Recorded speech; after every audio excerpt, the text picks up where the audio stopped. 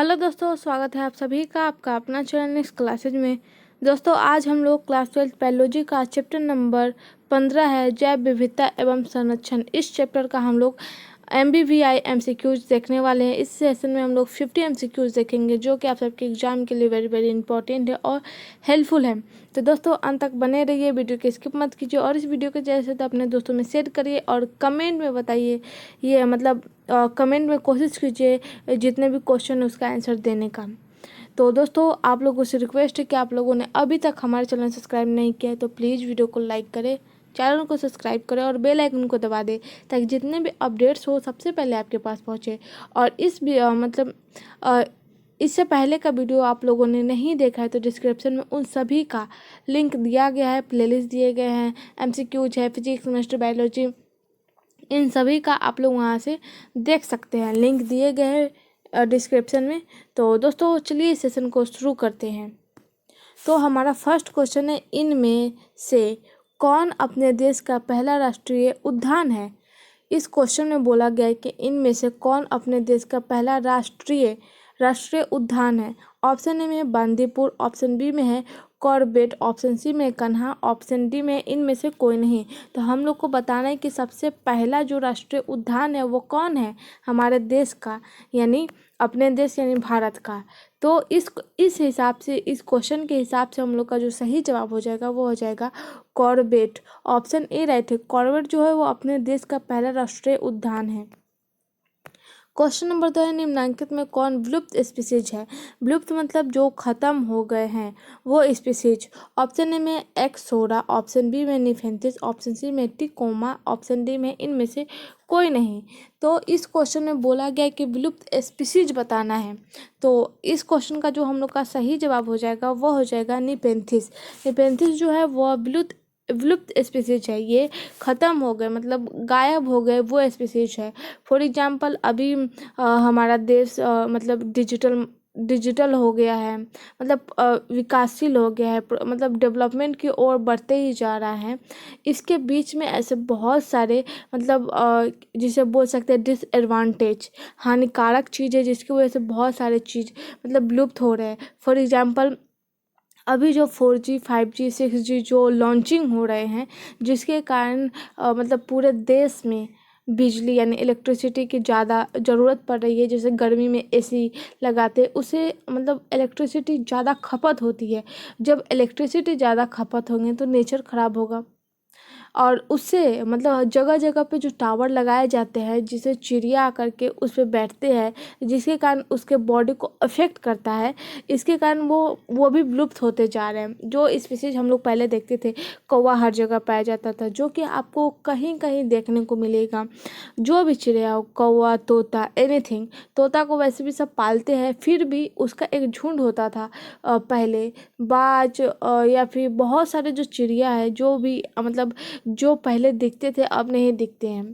वैसे कबूतर का तो एक ही झुंड में रहते हैं, वो भी पाला ही जाता है, लेकिन उसके हिसाब से और सारे चिड़िया को देखा जाए तो वो विलुप्त हो रहे हैं। तो विलुप्त स्पीसीज जो है वो निफेंथिस है। तो ऑप्शन जो सही हो जाएगा वो हो जाएगा बी। क्वेश्चन नंबर 3 है, विश्व में कुल कितने जैव विविधता हॉट स्पॉट है। और ये क्वेश्चन इंपॉर्टेंट है, 5, 15, 9 या 34। तो इस क्वेश्चन का जो सही जवाब हो जाएगा वो हो जाएगा 34। और ये क्वेश्चन बोर्ड एग्जाम में पूछे गए हैं तो ध्यान रखिए, विश्व के कुल 34 जैव विविधता हॉट स्पॉट है। तो ऑप्शन डी राइट होगा। क्वेश्चन नंबर 4 है, स्वस्थानीय संरक्षण का उदाहरण कौन है।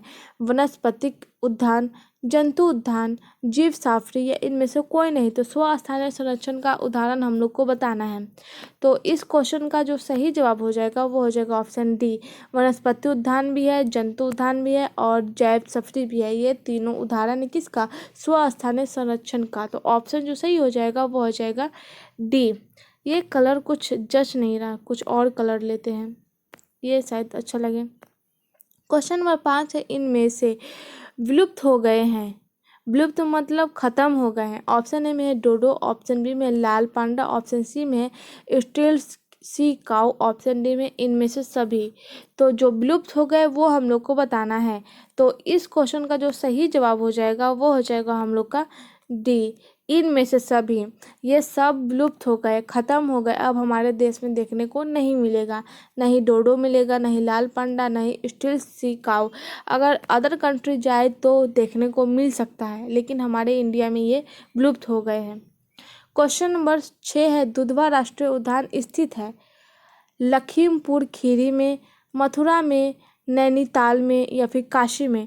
दुधवा जो राष्ट्रीय उद्यान है वह कहाँ स्थित है? तो इस क्वेश्चन के हिसाब से हम लोग का जो सही जवाब होगा वह हो जाएगा ऑप्शन ए, लखीमपुर खीरी में जो दुधवा राष्ट्रीय उद्यान है वह स्थित है। क्वेश्चन नंबर 7, चिपको आंदोलन चलाया गया है और ये क्वेश्चन वीवीआई है, तो ध्यान रखिएगा। ऑप्शन ए में है मध्य प्रदेश में, ऑप्शन बी में उत्तराखंड में, ऑप्शन सी में हरियाणा में, ऑप्शन डी में है दिल्ली में। तो चिपको आंदोलन कहाँ चलाया गया है? तो क्वेश्चन नंबर 7 का जो सही जवाब हो जाएगा वो हो जाएगा हम लोग का बी, उत्तराखंड में चिपको आंदोलन चलाया गया है। और तो बढ़ते हैं आगे, नेक्स्ट क्वेश्चन देखते हैं, चिपको आंदोलन क्यों चला गया था? चिपको आंदोलन मतलब पेड़ पौधे जो काट रहे थे उसी के लिए ये चलाया गया था चिपको आंदोलन। तो चलिए बढ़ते आगे। क्वेश्चन नंबर 8 है, लाल आंकड़ों की पुस्तक प्रकाशित किया गया है और ये क्वेश्चन इम्पोर्टेंट है। ये क्वेश्चन का बस कुछ शब्द जो है वह चेंज किया गया है जो कि आगे हम बताएंगे। यहाँ पे फिलहाल यही पढ़िए, लाल आंकड़ों की पुस्तक प्रकाशित किया गया है। 4 ऑप्शन दिए गए हैं, बताना है इसमें से सही जवाब कौन सा है। तो ऑप्शन ए राइट है, IUCN। लाल आंकड़ों की जो पुस्तक प्रकाशित किया गया है वो IUCN है। क्वेश्चन नंबर 9 इम्पोर्टेंट है, गेंडा अभ्यारण्य किस राज्य में अवस्थित है? असम, पश्चिम बंगाल, उत्तर प्रदेश या फिर बिहार में? तो जो गेंडा अभ्यारण्य है वह जो है असम में है, ऑप्शन ए राइट है। क्वेश्चन नंबर 10 है, किसी ट्रॉपिकल प्रदेश में जैव विविधता में गिरावट का मुख्य कारण क्या है? शहरीकरण, प्रदूषण, डिफोरेशन या फिर मृदा संरक्षण? तो किसी ट्रॉपिकल प्रदेश में जो जैव विविधता में गिरावट आती है उसका मुख्य कारण क्या होगा? तो इसका जो सही जवाब हो जाएगा वो हो जाएगा सी, डिफोरेस्टेशन जो हो जाएगा, ये इसका मुख्य कारण है। किसी ट्रॉपिकल प्रदेश में जैव विविधता में गिरावट यानी कमी। तो इस क्वेश्चन का सही जवाब ऑप्शन सी होगा। क्वेश्चन नंबर 11 देखते हैं। क्वेश्चन नंबर 11 है, पूरे भौगोलिक क्षेत्र में विविधता का आवास स्थल है गामा विविधता, बीटा विविधता, ओमेगा विविधता या फिर डेल्टा विविधता? तो पूरे भौगोलिक जो क्षेत्र में विविधता का आवास स्थल है वह है गामा विविधता। तो ऑप्शन जो सही हो जाएगा वो हो जाएगा ए। क्वेश्चन नंबर 12 है, क्षेत्रीय विविधता को क्या कहते हैं? अल्फा विविधता, बीटा विविधता, गामा विविधता या फिर जैविक विविधता? तो क्षेत्रीय विविधता को हम लोग जो कहते हैं वो हो जाएगा अल्फा विविधता। कंफ्यूजन नहीं होना है, दोनों क्वेश्चन अलग अलग है। इस क्वेश्चन में बोला गया है पूरे भौगोलिक क्षेत्र में विविधता का वास स्थल जो कि गामा विविधता है, और दूसरे क्वेश्चन में बोला गया है क्षेत्र विविधता को क्या कहते हैं, जो कि अल्फा विविधता कहते हैं। कंफ्यूजन नहीं होना है। बढ़ते हैं आगे। क्वेश्चन नंबर 13 है, अधिकतर प्रविष्ट किस क्षेत्र में विलोपित हुआ है? तो इसका हम लोग को आंसर बताना है कि किस क्षेत्र में अधिकतर मतलब प्रविष्ट जो है, अधिकतर प्रविष्ट किस क्षेत्र में विलुप्त हुआ है? तो ऑप्शन जो सही हो जाएगा वो हो जाएगा आइसलैंड, ऑप्शन ए राइट होगा। क्वेश्चन नंबर 14 है, सापेक्षिक जैविक संतुलन में ह्रास का कारण क्या है? निम्न तापमान, उच्च तापमान, विकिरण या फिर प्रदूषण? तो सापेक्षिक जैविक संतुलन में ह्रास यानी हानि का कारण जो है वो प्रदूषण है। तरह तरह से प्रदूषण फैलाए जाते हैं। अभी के समय में देखें तो ध्वनि प्रदूषण अत्यधिक हो रहा है, जल प्रदूषण भी हो रहे हैं, वायु प्रदूषण भी हो रहे हैं, तरह तरह से। अगर कहीं भी फॉर एग्जांपल नदी बहुत सारे गंदे हो रहे हैं क्योंकि उसमें कारखानों का मतलब जो यूज होता है, कारखानों में गंदगी, जो प्लास्टिक जो भी यूज होता है उसका जो कचरा होता है वो सब नदियों में बहाया जाता है, जिसके कारण हम लोग का जल प्रदूषण हो रहा है। ध्वनि प्रदूषण बहुत जगह बिना वजह के डीजे साउंड प्रदूषण हो रहा है, लाउड स्पीकर में बजा रहे हैं जिससे ध्वनि प्रदूषण हो रहा है। तरह तरह के बम विस्फोटक हो रहे हैं जिसके कारण मतलब वातावरण बिगड़ रहा है। और अगर वायु प्रदूषण ले ले तो बहुत सारे गैस, लीक कर रहे हैं, मतलब तरह तरह के प्रयोग करने से, तो उससे वायु प्रदूषण होता है। तो इससे जो हमारा संतुलन है वह उसको हानि पहुंच रहा है, यानी ह्रास हो रहा है। तो ये सब का कारण जो है, इस सब का जिम्मेदार जो है वो प्रदूषण है। तो ऑप्शन जो सही हो जाएगा वो हो जाएगा डी। क्वेश्चन नंबर 15 है, कोर बफर तथा मैनिपुलेशन क्षेत्र में किसमें पाया जाता है? राष्ट्रपाक, जैव सुरक्षित क्षेत्र, या फिर शरण स्थली, या फिर बाघ संरक्षण। तो इसका जो सही जवाब हो जाएगा वो हो जाएगा जैव संरक्षित क्षेत्र। क्वेश्चन नंबर 16 है, निम्नलिखित में किसकी प्रजाति संख्या सर्वाधिक है? तो 4 ऑप्शन दिए गए, हम लोग को बताना है किसकी जो प्रजाति है संख्या सबसे अत्यधिक है। तो ऑप्शन जो सही हो जाएगा कीट की जो प्रजाति है उसकी सबसे अत्यधिक मात्रा में वो पाया जाता है। तो ऑप्शन जो सही हो जाएगा वह हो जाएगा डी। क्वेश्चन नंबर 17 है, वह जंतु जो अपने शरीर के 1/3 भार के बराबर जल की कमी सहन कर सकता है।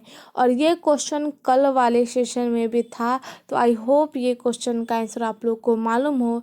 1 मिनट का मतलब 1 सेकेंड का टाइम है, आप उसे कमेंट में बताइए। चलिए ज़्यादा मतलब कुछ टाइम दे रहे हैं, तो आप कोशिश कीजिए क्या होगा, नेक्ट्यूरस, ऊँट, छिपकली या काइटोन। तो ऐसा तो कोई होगा जो मतलब कम से कम मतलब जल की कमी 1/3 भाग के बराबर जल की कमी सहन कर पाएगा। तो चलिए आपका समय ख़त्म हुआ, अब मेरा बारी है। अब हम बताते हैं इसका सही जवाब क्या होगा। फॉर एग्जांपल रेगिस्तान में जाइए पहले, तो रेगिस्तान में चारों तरफ पानी की कमी ही है, हर जगह तो वो बालू ही बालू है, तो वहाँ पानी है ही नहीं। तो वहाँ कौन से जंतु रहते हैं? तो वो ऊँट रहते हैं। तो ऊँट हम लोग का सही जवाब होगा। ऊँट मैक्सिमम 6 से 1 साल तक बिना पानी पिए जिंदगी जी सकता है, यानी वो जीवित रह सकता है। तो इस हिसाब से हम लोग का सही जवाब हो जाएगा बी। क्वेश्चन नंबर 18 है, वन्य जीवन संरक्षित है किसे? स्वस्थले, बाह्य स्थले, ए बी दोनों, या फिर शिकारियों द्वारा चयनात्मक शिकार करना। तो क्या होगा इसका सही जवाब? तो वन जीवन संरक्षित है बाह्य स्थले। ऑप्शन जो सही हो जाएगा वो हो जाएगा बी। क्वेश्चन नंबर 19 है, जीव मंडल निश्चय किसके साथ चेताग्रस्त हो रहा है? जो जीव मंडल है वह किसके साथ चेताग्रस्त मतलब चिंतित की ओर जा रहा है? जनसंख्या वृद्धि, वर्षा, प्रदूषण, या फिर मतलब उपयुक्त सभी। तो ये जो है वह किसके कारण हो रहा है? तो सबसे ज़्यादा जो हो रहा है वो प्रदूषण के कारण हो रहा है। तो ऑप्शन जो सही हो जाएगा वो हो जाएगा सी। क्वेश्चन नंबर 20 है, विश्व जैव विविधता दिवस मनाया जाता है। तो मतलब जैव विविधता दिवस कब मनाया जाता है? और ये क्वेश्चन इम्पोर्टेंट है जनरल नॉलेज के हिसाब से भी, बोर्ड के हिसाब से भी। तो देखिए क्या होगा इसका जवाब, 22 मई, 5 जून, 16 सितंबर, या फिर 29 दिसंबर। तो क्या होगा इसका सही जवाब? तो इसका जो सही जवाब हो जाएगा वो हो जाएगा 22 मई। विश्व जैव विविधता दिवस 22 मई को मनाया जाता है।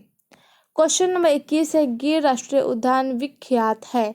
तो किसके लिए विख्यात है? हिरन के लिए, सिंह के लिए, चीता के लिए, या फिर पक्षी के लिए।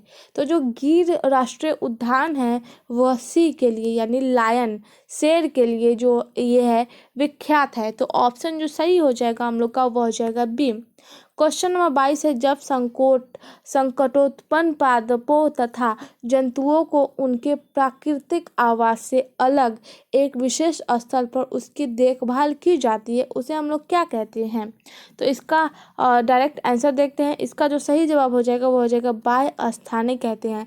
जब संकट उत्पन्न यानी संकट जब उत्पन्न होता है पादपों तथा जंतुओं को, तो प्राकृतिक आवास से अलग एक विशेष स्थल होते हैं जहाँ पे उन सभी की देखभाल की जाती है, जिसे हम लोग कहते हैं बाह्य स्थाने। क्वेश्चन नंबर 23 है, स्वस्थानीय संरक्षण का उदाहरण कौन सा है? तो स्वस्थानीय जो संरक्षण है उसका सही जवाब हो जाएगा पहले ऑप्शन देख लेते हैं। तो ऑप्शन ए में जंतु उद्यान, ये सही है। ऑप्शन बी में वनस्पतिक उद्यान, ये भी सही है। ऑप्शन सी में है जीव जैफरी पार्क, ये भी सही है। ऑप्शन डी हो जाएगा इसका सही जवाब, इन सभी का होगा। इसलिए मैंने कहा पहले ऑप्शन देख लेते हैं। तो इस क्वेश्चन में बोला गया था स्वस्थानीय संरक्षण का उदाहरण है, तो ये सभी होगा। तो अब हम लोग क्वेश्चन नंबर 24 देखते हैं। क्वेश्चन नंबर 24 है, पृथ्वी सम्मेलन किस वर्ष आयोजित हुआ था? और ये क्वेश्चन वेरी वेरी इंपॉर्टेंट है, बोर्ड एग्जाम के बेसिस पे, जीके के नॉलेज पे ले ले तो, जीके में ले ले तो, या फिर कोई कम्पिटिटिव एग्जाम के बेसिस पे ले लो तो ये क्वेश्चन जो है वो वेरी वेरी इंपॉर्टेंट है। तो इस क्वेश्चन में बोला गया है कि पृथ्वी सम्मेलन किस वर्ष आयोजित हुआ था? ऑप्शन ए में 1972, ऑप्शन बी में 1992, ऑप्शन सी में 1952, ऑप्शन डी में इनमें से सभी। तो हम लोग को इस क्वेश्चन का आंसर बताना है। तो इस क्वेश्चन का जो सही जवाब हो जाएगा वो हो जाएगा 1992 में। पृथ्वी सम्मेलन जो आयोजित हुआ था 1992 में हुआ था। क्वेश्चन नंबर 25 देखते हैं। क्वेश्चन नंबर 25 है, कन्हा नेशनल पार्क प्रसिद्ध है, किसके लिए प्रसिद्ध है? पक्षियों के लिए, गैंडों के लिए, बाघ के लिए या फिर मगरमच्छों के लिए? तो ये जो कन्हा नेशनल पार्क है ये जो है वो बाघ के लिए मतलब प्रसिद्ध है, उनके नाम से जाना जाता है। और ये सब क्वेश्चन दोस्तों आप सबके एग्जाम के लिए इम्पोर्टेंट है, तो मतलब इसे ध्यानपूर्वक पढ़िए और अंत तक बने रहिए। क्वेश्चन नंबर 26 है, कर्नाटक में बांदीपुर स्थल प्रसिद्ध है, हाथियों के लिए, हुंगल के लिए, चीतों के लिए या फिर मोर के लिए? तो इस क्वेश्चन का जो सही जवाब हो जाएगा हम लोग का वो दो आंसर होगा। तो पहला जो आंसर हो जाएगा वो हो जाएगा हाथियों के लिए, और दूसरा जो हो जाएगा वो चीतों के लिए। जो कर्नाटक में जो बांदीपुर स्थल है वह हाथियों के लिए भी प्रसिद्ध है और चीतों के लिए भी प्रसिद्ध है। तो इस हिसाब से हम लोग का सही जवाब हो जाएगा ए और सी, ऑप्शन 2 सही होगा। क्वेश्चन नंबर 27 है, भारतवर्ष में हॉट स्पॉट्स पाए जाते हैं। भारतवर्ष में जो हॉट स्पॉट पाया जाता है वह किस स्थल में पाया जाता है? तो इस क्वेश्चन का ऑप्शन देखते हैं। ऑप्शन ए में हो जाएगा केवल पूर्वी हिमालय में, ऑप्शन बी में हो जाएगा केवल पश्चिमी घाट में, ऑप्शन सी में हो जाएगा पूर्वी हिमालय एवं पश्चिमी घाट में, ऑप्शन डी में हो जाएगा राजस्थान के रेगिस्तान में। तो क्वेश्चन नंबर 27 का जो सही जवाब हो जाएगा वो हो जाएगा ऑप्शन सी, पूर्वी हिमालय में भी और पश्चिमी घाट में भी। इन दोनों में जो भारतवर्ष में हॉट स्पॉट पाए जाते हैं ये स्थल पे पाए जाते हैं। क्वेश्चन नंबर 28 देखते हैं। क्वेश्चन नंबर 28 है, निम्न में कौन एक औषधीय पौधा है? आम, बेल, पीपल या फिर सर्पगंधा? तो इसमें बताना है कि कौन औषधीय पौधा है। तो औषधीय पौधा आम तो है नहीं, बेल भी नहीं है, बेल का यूज मतलब औषधि में तो किया ही नहीं जाता, पपीता तो भी नहीं किया जाता उसे, मतलब अगर आयुर्वेद के अगर हिसाब से ले ले तो उसे मतलब पाचन तंत्र के लिए ज़्यादा इम्पोर्टेंट होता है, उसे डाइजेशन सिस्टम के लिए। अगर अदरवाइज वो विटामिन्स कुछ मतलब प्रोटीन ये सब प्रोवाइड करता है, लेकिन वो औषधि नहीं है। तो बचा हम लोग का सर्पगंधा, तो ये हो जाएगा हम लोग का सही जवाब। क्वेश्चन नंबर 29 है, भारत में पहला राष्ट्रीय पार्क विकसित किया गया, कहाँ किया गया? गिर में, काजीरंगा में या फिर जिम कॉर्बेट में या फिर इनमें से कोई नहीं? तो भारत का जो पहला राष्ट्रीय पार्क जो विकसित किया गया था, यानी पहला राष्ट्रीय पार्क बनाया गया था, वो उसका नाम जो है वह है जिम कॉर्बेट। ऑप्शन जो हो जाएगा वह सी है, जिम कॉर्बेट, जहाँ भारत में पहला राष्ट्रीय पार्क है जिसे विकसित किया गया था। क्वेश्चन नंबर 30 है, नंदन कानन चिड़ियाघर जाना जाता है। तो ऑप्शन ए में है नीलगिरी टाइगर के लिए, ऑप्शन बी में हिप्पोपोटामस के लिए, ऑप्शन सी में है सफ़ेद टाइगर के लिए, ऑप्शन डी में है हेल के लिए। तो जो नंदन कानन जो चिड़ियाघर है वह जो हो जाएगा वह सफ़ेद टाइगर के लिए जाना जाता है। ऑप्शन जो सही हो जाएगा वो हो जाएगा सी। क्वेश्चन नंबर 31 है, सरदार सरोवर बांध इस नदी पर बना है, मतलब झेलम पर या फिर नर्मदा पर या फिर ताप्ती पर या फिर व्यास पर? तो जो हम लोग का सरदार सरोवर बांध है वह नदी कहाँ बना हुआ है? तो इसका जो सही जवाब हो जाएगा वो हो जाएगा नर्मदा पर बना हुआ है सरदार सरोवर नदी जो है सो। तो ऑप्शन जो सही हो जाएगा वो हो जाएगा बी। क्वेश्चन नंबर 32 है, भारत के प्रोजेक्ट टाइगर प्रारंभ किया गया था, तो कब किया गया था? 1973, 1981, 1985 या फिर 1986 में? तो जो भारत में प्रोजेक्ट टाइगर है उसे वह जो है 1973 में शुरू किया गया था। तो ऑप्शन जो सही हो जाएगा वह हो जाएगा ए। क्वेश्चन नंबर 33 है, सुंदरवन का संरक्षित जैव मंडल भारत के किस राज्य के अंतर्गत है? बिहार, उत्तर प्रदेश, असम या फिर पश्चिम बंगाल? तो क्वेश्चन नंबर 33 का जो सही जवाब हो जाएगा हम लोग का, वह हो जाएगा पश्चिम बंगाल। सुंदरवन का संरक्षित जैव मंडल भारत के पश्चिम बंगाल राज्य के अंतर्गत है। तो ऑप्शन जो सही हो जाएगा वह हो जाएगा डी।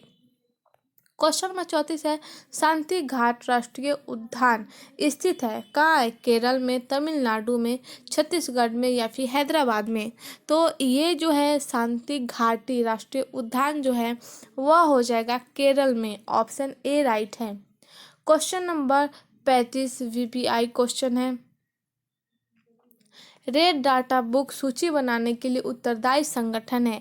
ये क्वेश्चन मैंने पहले भी इसी सेशन में बोले थे कि मैं आपको आगे बताऊंगी। तो वहाँ पे लाल डाटा बुक था और यहाँ पे रेड डाटा है। तो मतलब ये यहाँ पे इंग्लिश वर्ड है रेड, वहाँ पे हिंदी वर्ड है लाल। तो ये जो बुक है दोनों का सेम आंसर होगा। तो इस क्वेश्चन का जो सही जवाब हो जाएगा वह हो जाएगा IUCN। जो रेड डाटा बुक सूची बनाने के लिए जो उत्तरदायी संगठन है वह संगठन का नाम है IUCN। क्वेश्चन नंबर 36 है, निम्न में से किस जंतु का संरक्षण असम के काजीरंगा सेंचुरी में किया जा रहा है? किस जंतु का संरक्षण?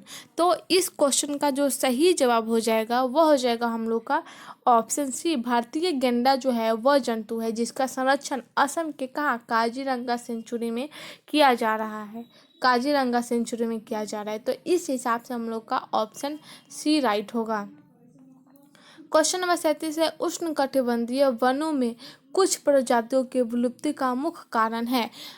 अभी मतलब पहले वाले क्वेश्चन जो था, इसे शुरुआती जो सेशन मतलब शुरुआती में जो हम लोग का क्वेश्चन था उसमें पक्षी विलुप्त हो रहे थे, जंतु विलुप्त हो रहे थे, लेकिन यहाँ पे उष्णकटिबंधीय वन भी विलुप्त हो रहे हैं। कुछ प्रजाति है जो खत्म हो रहे हैं। तो उसका कारण क्या है? तो इसका जो कारण है वह है ऑप्शन ए, वनोन्मूलन। वनोन्मूलन मतलब पेड़ का कटाई तो हो रहा है लेकिन उसका रोपण नहीं हो रहा है, वन का अनुकूलन सही नहीं है, इसी के वजह से उसकी प्रजाति विलुप्त हो जा रही है।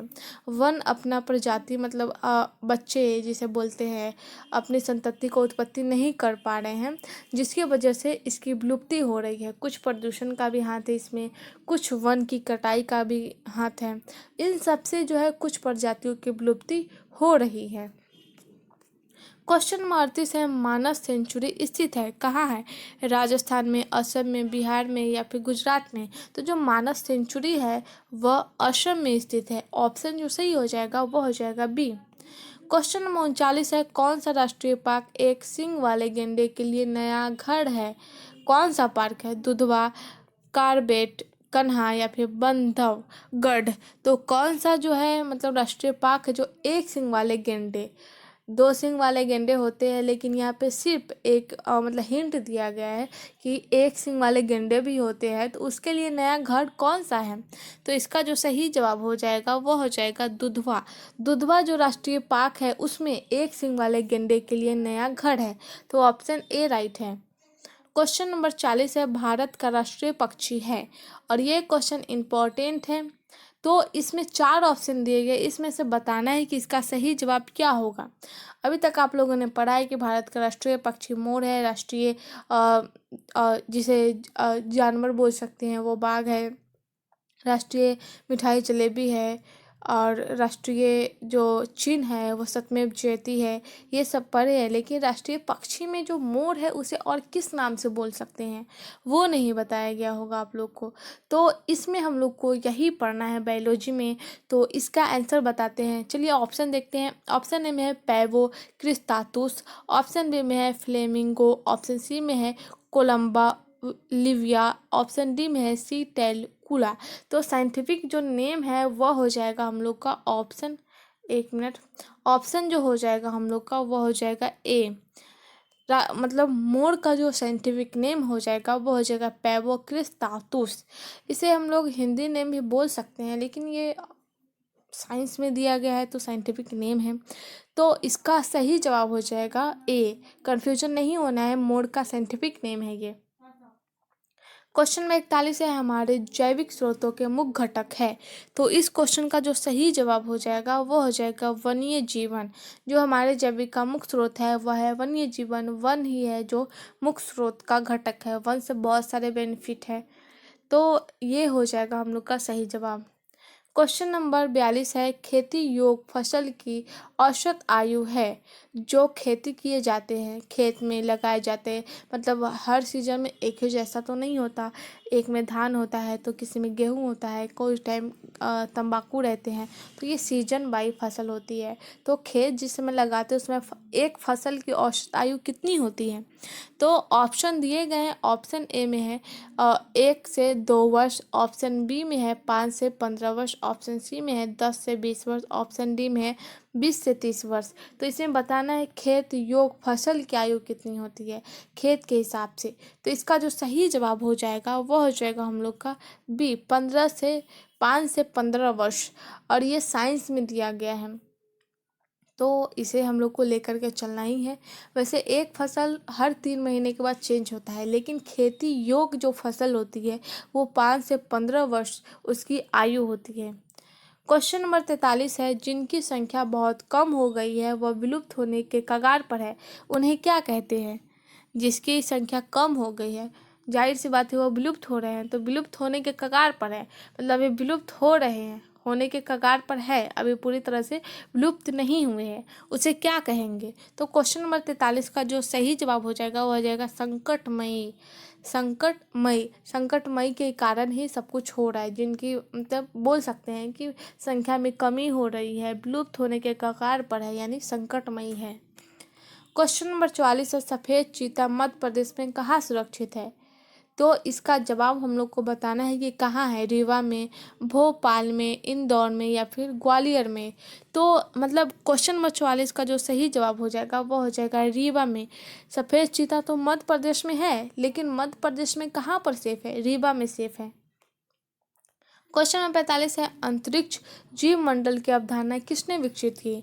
और ये क्वेश्चन जनरल नॉलेज के हिसाब से, कॉम्पिटिटिव एग्जाम के हिसाब से हो सकता है बोर्ड एग्जाम में भी पूछे जाए। तो हर तरफ से प्रिपेयर रहना है, हम लोग को बुक में दिया गया है तो पढ़ना ही है। तो कोई भी चीज़ हानिकारक तो होता नहीं है, मतलब होता है, ज़्यादा पढ़ने से भी हानिकारक होता है, लेकिन नॉलेज रखना चाहिए हम लोग को। तो अंतरिक्ष जीव मंडल की अवधारणा किसने विकसित की? तो इसका जो सही जवाब हो जाएगा वो हो जाएगा ऑप्शन डी, MAB ने इसकी विकसित की, किसकी? अंतरिक्ष जीव मंडल की। क्वेश्चन नंबर 46 है, शीतोष्ण सदाबहार वन कहाँ मिलते हैं? ये इम्पोर्टेंट है। शीतोष्ण जो सदाबहार होते हैं वह कहाँ मिलते हैं? तो इसका जो सही जवाब हो जाएगा वो हो जाएगा पश्चिमी घाट में मिलते हैं। क्वेश्चन नंबर 47 है, वन हमारे लिए महत्वपूर्ण है क्योंकि वे हमें क्या प्रदान करते हैं? भोजन, चारा, तंतु या उपयुक्त सभी। तो हम लोग के लिए मतलब वन हमारे लिए महत्वपूर्ण क्यों है? तो क्योंकि जो है वो हमारे लिए भोजन प्रदान करते हैं, चारा प्रदान करते हैं, तंतु भी देते हैं। तो इसका मतलब ऑप्शन डी राइट है। तो बढ़ते हैं आगे नेक्स्ट क्वेश्चन। क्वेश्चन नंबर 48 है, वन काटने का कारण है। तो वन काटने का कारण क्या हो जाएगा? ऑप्शन ए में है मानव जनसंख्या में वृद्धि, ये सही है। ऑप्शन बी में है निर्माण कार्य, ये भी सही है। ऑप्शन सी में है कृषि योग्य भूमि की बढ़ती हुई मांग, ये भी राइट है। तो ऑप्शन डी हो जाएगा, वन काटने का ये 3 कारण है। क्वेश्चन नंबर 49 है, वन संरक्षण के उपाय है। तो वन संरक्षण का जो उपाय हो जाएगा वो हो जाएगा सामाजिक वनीकरण परियोजनाएं, ये सही है। ऑप्शन बी में कृषि वनीकरण परियोजनाएं, ये भी सही है। ऑप्शन सी में शहरी वनीकरण परियोजनाएं, ये भी सही है। तो जो वन संरक्षण का उपाय है वो हो जाएगा ऑप्शन डी। क्वेश्चन नंबर 50 है, पशुओं के अधिक चरने के कारण से होता है। अधिक चरने के कारण से क्या होता है? तो ऑप्शन में हो जाएगा, इसका सही जवाब जो हो जाएगा वो हो जाएगा पौधे, जंतुओं तथा मृदा का नाश। जब पशुओं अधिक चरने लगेंगे तो पौधे भी नष्ट होंगे, जंतुओं की संख्या बढ़ेगी और मृदा का नाश होगा। तो ऑप्शन सी राइट होगा। तो दोस्तों आज के लिए बस इतना ही। Thank you for watching this video. मिलते हैं अगले सेशन में। आई होप ये वीडियो आप सबको पसंद आया है। वीडियो पसंद आया तो लाइक करें, चैनल को सब्सक्राइब करें और बेल आइकन को दबा दें ताकि जितने भी अपडेट्स हो सबसे पहले आपके पास पहुंचे।